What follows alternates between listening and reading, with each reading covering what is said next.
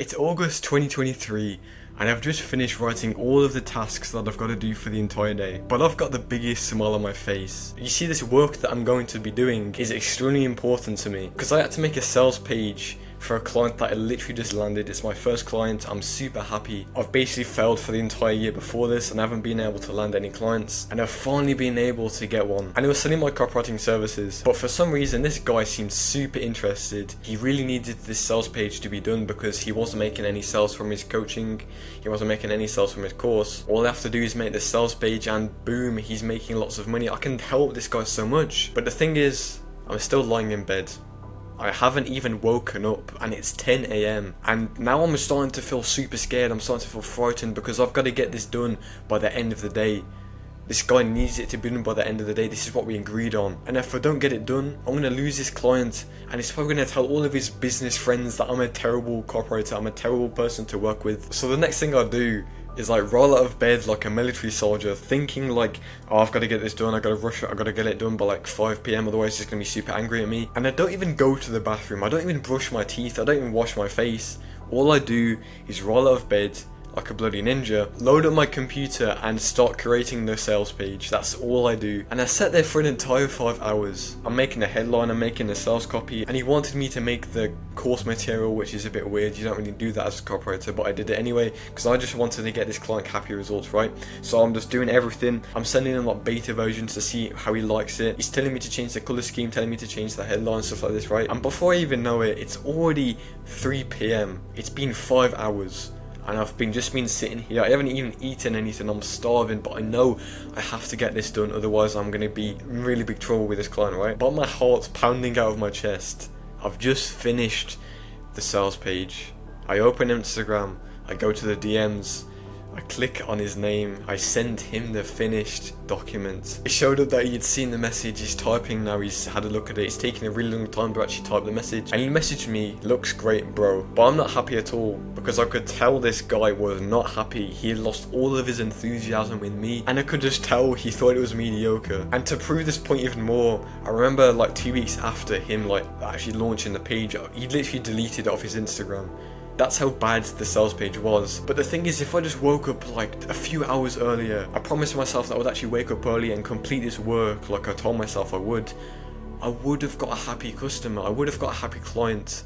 That would have led to referrals, that would have led to other business opportunities, right? I would have felt much happier. And best of all, I wouldn't have had to rush the sales page and would have generated a much better one so we could actually use, but I didn't. And this was the most demotivating phase for me because, you know, I've been working for like a year, I've been outreaching. I finally get to the point where I've got a client that I could potentially lead on to like a retainer or something, but I don't. This is just one of the many reasons of how productivity ruined my life. Because even if I just had a better identity, if I just had a better version of myself that was more productive, I would have got a happier customer. My life would have ended up so much more differently. And I guarantee you can probably relate to what I'm talking about.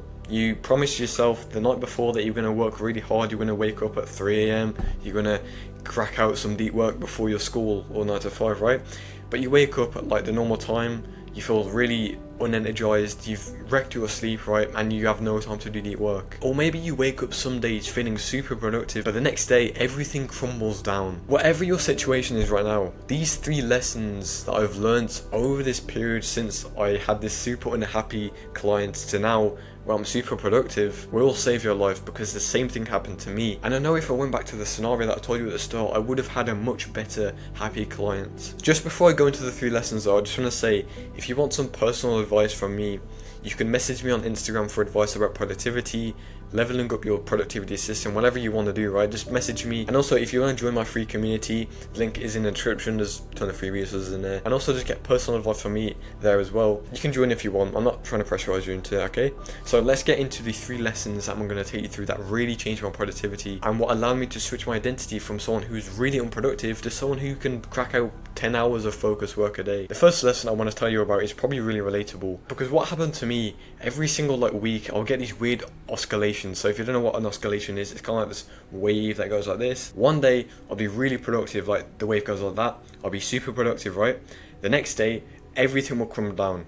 I'll be super unproductive, I'd wake up at 10 a.m, I wouldn't be able to do anything. And basically what this is it's our older identity trying to take control of our life again. And it forces you to be unproductive. So like, the story that I told you at the start, the reason why I woke up at 10 a.m. and basically did no focused work is simply because I was in this oscillation where my older self was trying to take control of my mind. So basically it was convincing myself to stay in bed for a little while longer, not waking up early, right? And basically what I've learned is this older identity comes back into our life when things get super tough, when things get uncomfortable. So it acts as like a coping mechanism. The reason why I woke up at 10 a.m.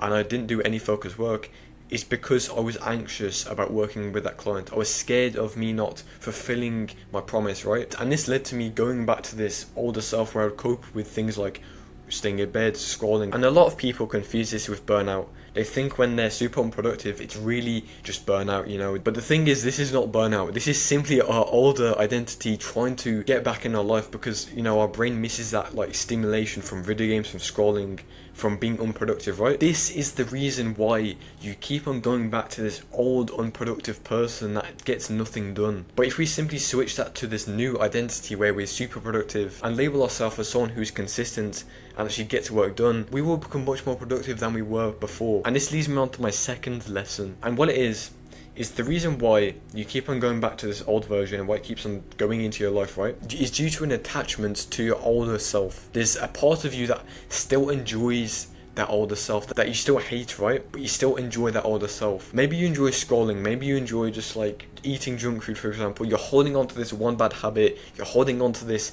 older identity, and it's stopping you from propelling yourself to this new productive identity. I'll give you an example. So like when I was actually working with this client, I was holding on to scrolling. I was holding on to the habit of scrolling, just mindlessly going through my phone because it acted as a coping mechanism.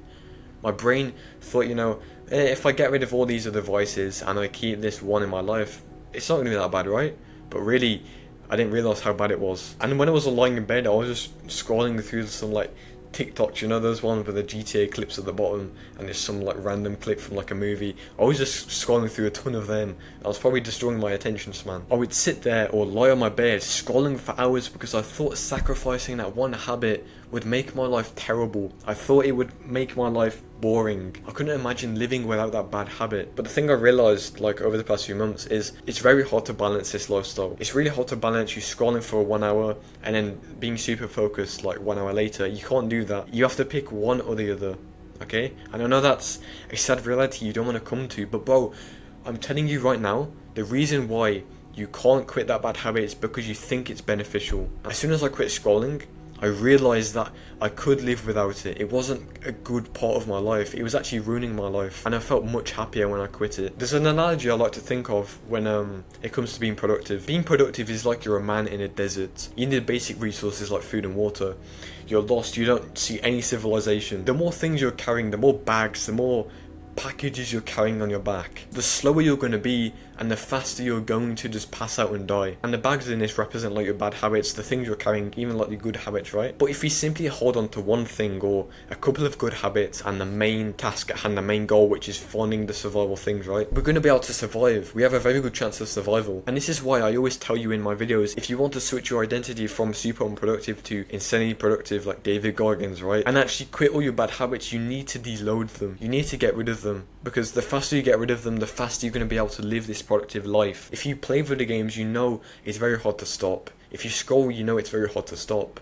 And it's hard to get back to work, right? So the main problem I want you to understand, it's not the bad habits that are the issue. It's your identity that attaches yourself to these bad habits. So that's the second lesson. Now we're going to move on to the third lesson, which is by far the most important part, and this will allow you to leave this old identity that you hate behind. There's a specific protocol that I've tried myself, and I mention it on all my videos. If you go back to like the videos that I say like how to quit your bad habits, how to quit your addictions, I always say in every single one, and it's to simply deload the habits in your life until it becomes manageable. Bro, my camera's about to die, so I'm going to speed through this, okay? So, the protocol that I put myself on was to gradually deload the habits, the bad habits that are attached to that negative identity that is super unproductive in my life. So, let's say you have a video game addiction, you play video games for 6 hours a day, you can't go to sleep on time, right? What you want to do is over a 4-week period, over a month, you gradually decrease the time you're doing this habit. So in week 1, maybe you reduce it by like an hour or 2. Week 2, you reduce it by like 3 hours, 4 hours. Week 3, you'd reduce it by like 5 hours. And then week 6, you completely get rid of it.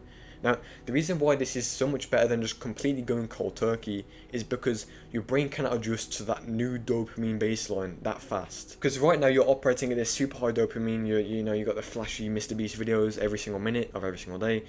If we simply cut that all out, we're going to go like this. And our brain does not like that. Our brain hates that. So what we want to do instead is we want to gradually deload the habits, okay? So what I'll do is I'll leave a pinned comment, and in the pinned comment, you're going to find a worksheet that basically talks you through this entire protocol. And this really changed my life, okay? This allowed me to get rid of this old identity that was super unproductive and allowed me to get into this new state where I can, do 5 hours of deep work without any interruptions, okay? So just before I go, if you want to join the free community in the description or the pinned comment, join it.